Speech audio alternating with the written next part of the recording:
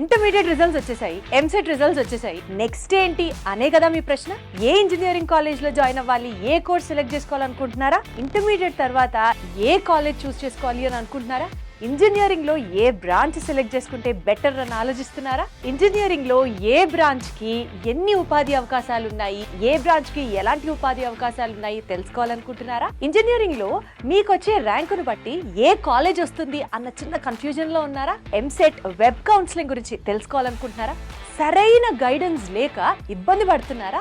అయితే apex educational services వారు సమర్పిస్తున్న 14వ తెలంగాణ ఎడ్యుకేషనల్ ఫేర్ కి మీరు తప్పకుండా రండి. మీకు కావాల్సిన డౌట్స్ అన్నిటికీ ఆన్సర్స్, సొల్యూషన్స్ అక్కడ లభిస్తాయి.